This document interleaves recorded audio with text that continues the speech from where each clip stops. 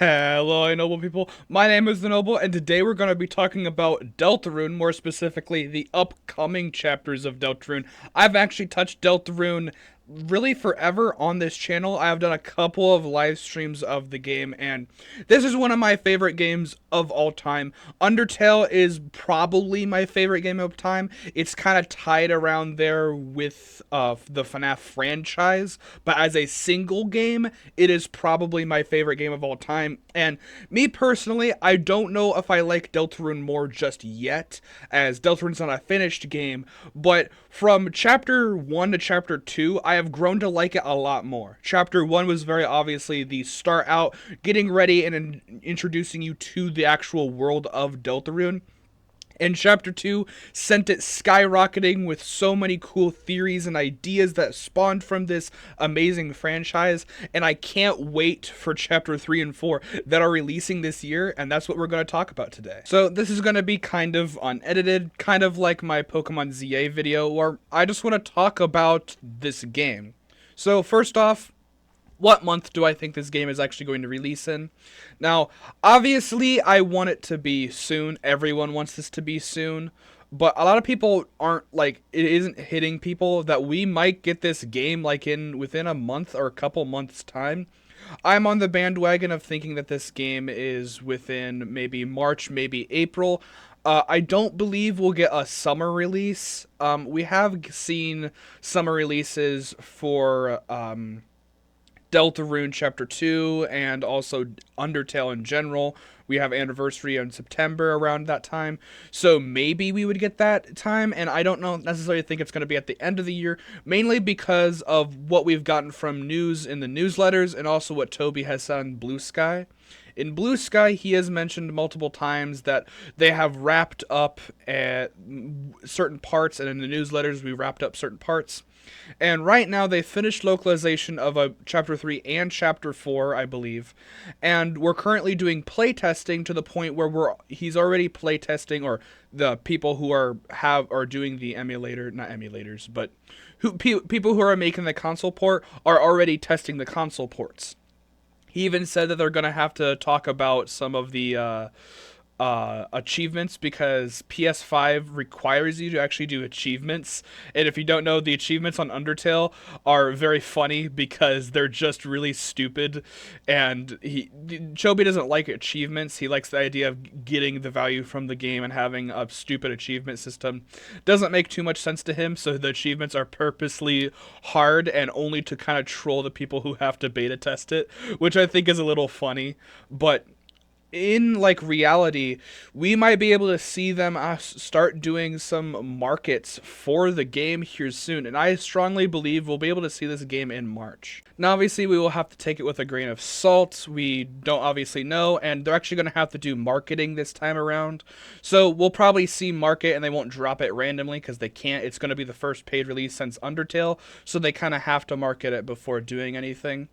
That being said, what do I expect from these chapters? So first off, I want to start with Chapter 3, because obviously Chapter 3 is what we know most about.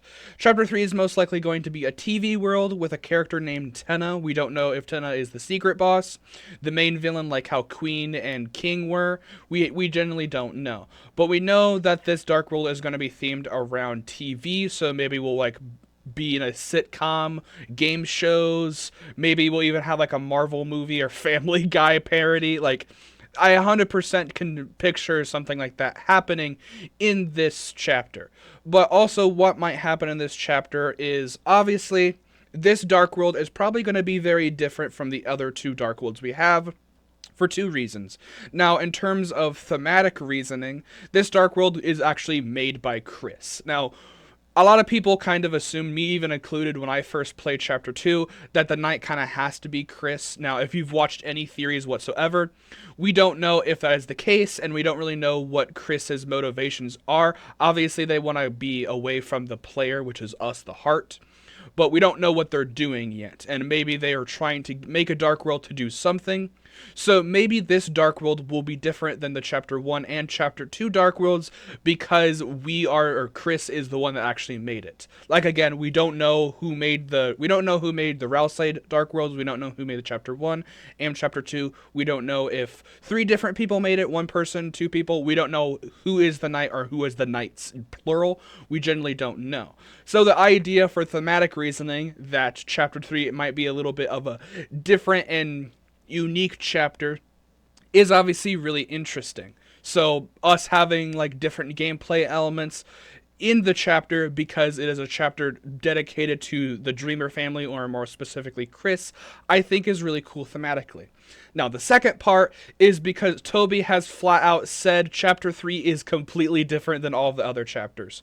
Chapter 3 was Toby using different gameplay elements and trying to see what stuck, so it's had more like unique gameplay elements. We also know there is some stuff scrapped. There is apparently a sneaking section, like kind of like a spy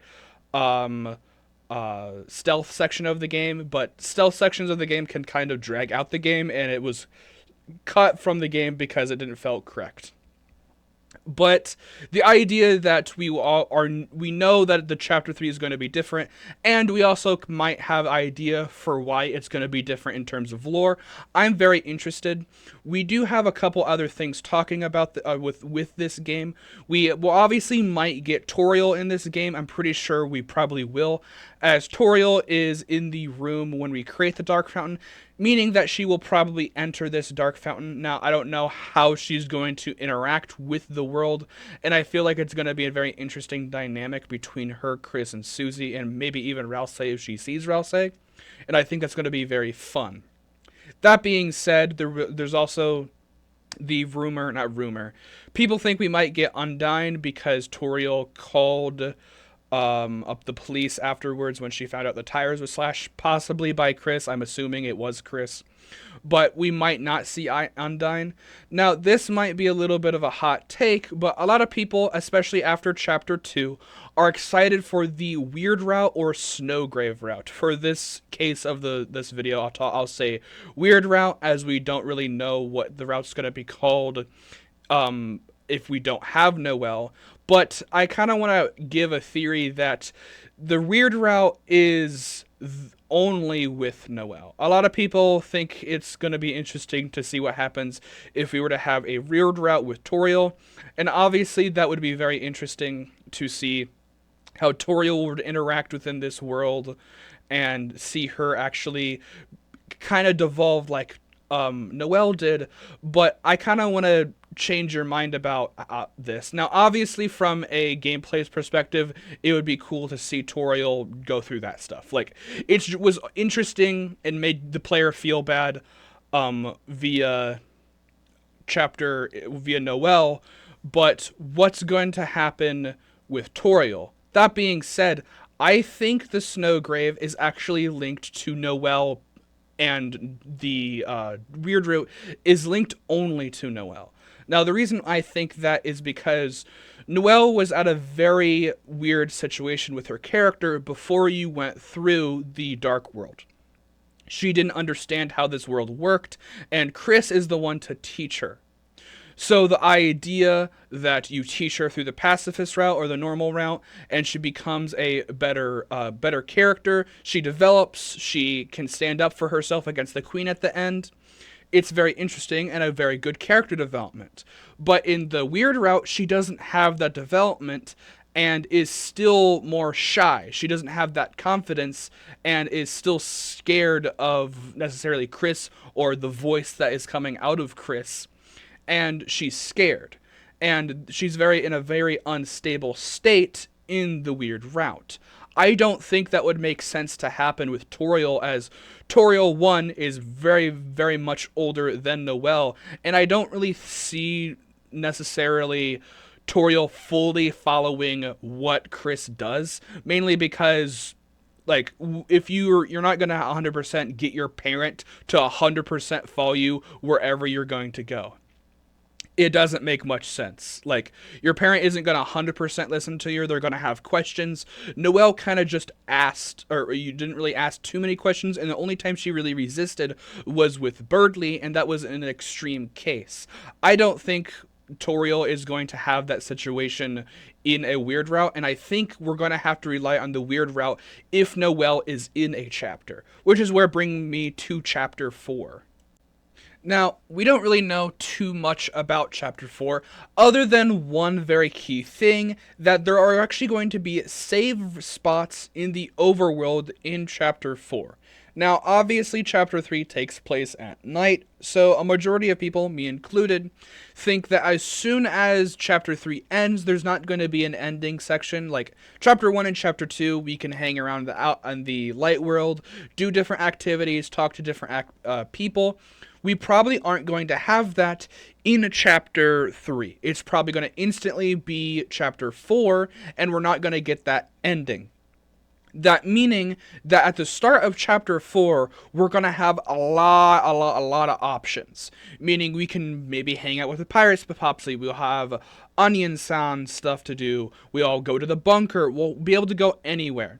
Now, this also means we don't really know where the Dark World for Chapter 4 is going to be, even if there is a Dark World. Now, I originally thought maybe Chapter 4 would be kind of the break of the mold where there isn't really a chapter, where there really isn't a Dark World, but more and more stuff with how Toby has described Chapter 4 is going to be more in lines the same with how we've expected Deltarune to play.